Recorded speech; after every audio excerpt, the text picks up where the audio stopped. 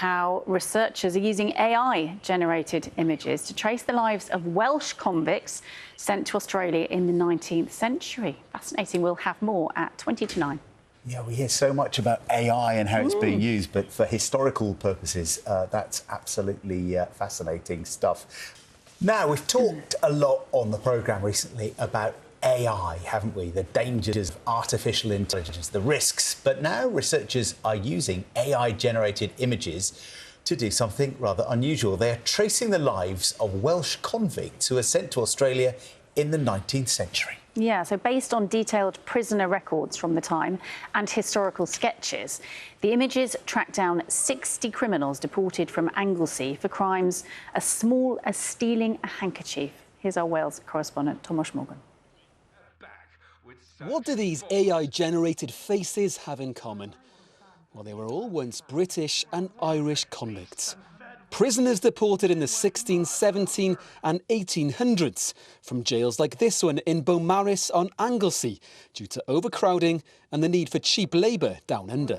Well, what we have here is a board that I've made up that shows 60 Anglesey Islanders that were actually transported to Australia. They are incredibly what on the face of it look like minor crimes. Stealing 4 frocks, 7 frocks. Years. Yeah, that's right. It's quite amazing. 20% of all Australians are convict descendants, and in the southern state of Tasmania, that figure's closer to 70%. It was something of or considered a badge of shame that Australia's origins as a settler society were based on criminal transportation. But now, increasingly, Australians, and I think especially Tasmanians, are proud.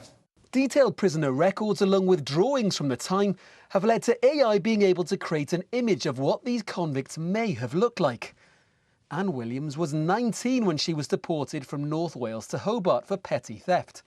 Her face was imagined through those records and through the addition of a photo of a modern-day descendant, Caterina Gianetti, from when she was 20 years old. It's really fascinating to know where you've come from, if there are any family traits or abilities to find out if and when they started. And of course, it's almost a badge of honour for an Australian to have a convict in their line. If you're Australian, these are the people that built the continent. Over 1,000 or so convicts were deported from Wales over the centuries. And the hope is that they can all be found, mapped and remembered by those still living today. I don't know, it's something that interests me, and it is very exciting to find out where your origins lay. Thomas Morgan, BBC News, Beaumaris. Absolutely fascinating. How really modern some of the faces look. Amazing. You know, could be today. There's so many uses of AI, it's quite terrifying.